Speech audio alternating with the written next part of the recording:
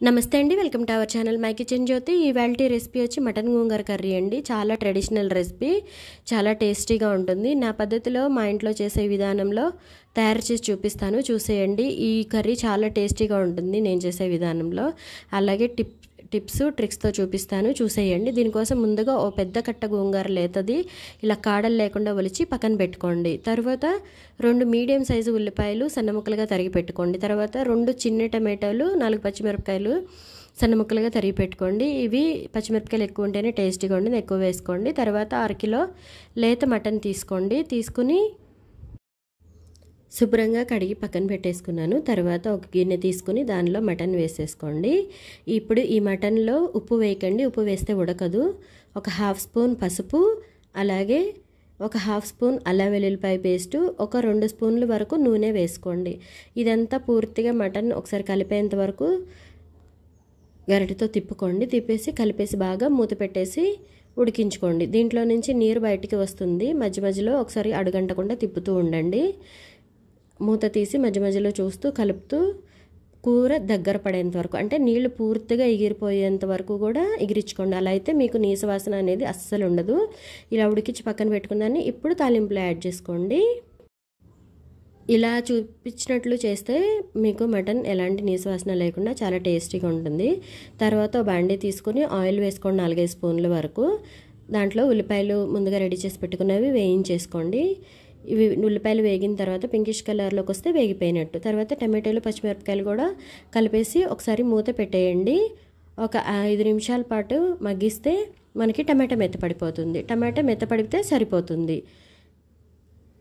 ఇలా టమాటా మెత్తపడిపోయిన తర్వాత ఒక 1/2 స్పూన్ పసుపు వేసుకోండి. ఇందాక ఒక 1/2 స్పూన్ వేసాం కదా ఉడకపెట్టేటప్పుడు. ఇది కూరకి సరిపడా వేసుకోండి. ఉప్పు కూడా మీ రుచికి తగినంతగా చూసుకొని వేసుకోండి. ముందు వేయలేదు కాబట్టి ఇప్పుడు వేసుకోండి. అలాగే కారం దీనికి కొద్దిగా ఎక్కువ ఉంటేనే బాగుంటుంది. ఒక 2 స్పూన్ల వరకు వేసుకోండి. మీ కారాన్ని బట్టి, దాని ఘాటుని బట్టి కూడా ఒకసారి చూసి అడ్జస్ట్ చేసుకొని వేసుకోండి. తర్వాత ముందుగా రెడీ చేసి పెట్టుకున్న మటన్ వేసేసుకోండి. ఈ ఉడకపెట్టుకున్న మటన్ వేసిన తర్వాత ఈ మసాలా అంతా కూరకి పూర్తిగా పట్టేటట్లుగా కలిపేసుకొని మూత పెట్టి ఒక 5 నిమిషాలు మగ్గించండి. అప్పుడు ఈ కూరకి ఒక మంచి ఫ్లేవర్ యాడ్ అవుతుంది ఈ ఉల్లిపాయ పచ్చిమిరపకాయ పడేయటం వల్ల. అదే ముందుగా తాలింపులో వేసి తర్వాత మటన్ వేస్తే ఉల్లిపాయ పచ్చిమిరపకాయ అన్నీ పేస్ట్ అయిపోతాయి. మనకి ఎలాంటి టేస్టు, అలాగే ఉల్లిపాయ నుంచి వచ్చే మంచి ఘాటు ఏమీ ఉండవు. మటన్కి ఉల్లిపాయ ఘాటు అలాంటివి ఉంటేనే టేస్ట్గా ఉంటుంది. కాబట్టి ఇలా ముక్కలు 5 నిమిషాలు వేగిన తర్వాత ఒక 1/2 గ్లాస్ వాటర్, 1/2 గ్లాస్ అంటే మీరు ముక్కలు మునిగేంత వరకు అని గుర్తుపెట్టుకోండి. ఇలా వాటర్ వేసి 5 నిమిషాలు ఉడికించుకోండి. ఉడికితే మనకి ఇందాక సగం ఉడికింది కదా, ఇప్పుడు సగం ఉడికిపోయి పూర్తిగా ఉడికిపోతుంది.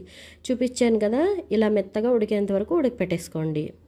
ఇలా పూర్తిగా ఉడికిపోయిన తర్వాత గోంగూర ఇట్లా పైన వేసుకోండి. గోంగూర కలపకండి, కలిపితే మనకి ఉడకదు. ఉప్పు ఉంటే గోంగూర ఉడకదు. కాబట్టి ఇలా పైన వేసి మూత పెట్టి మగ్గించుకోండి.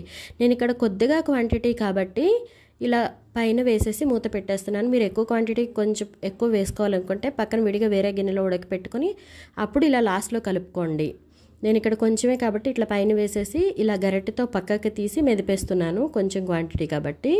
ఇలా మెదిపేసి పూర్తిగా కలిసిపోయేంత వరకు కలిపేసి తర్వాత ఈ గోంగూర మటను కలిసి ఒక 5 నిమిషాల పాటు మీడియం ఫ్లేమ్లో పెట్టి ఉడికించండి. అలా ఉడికించినప్పుడు మనకి గోంగూర దగ్గర పడిపోతుంది.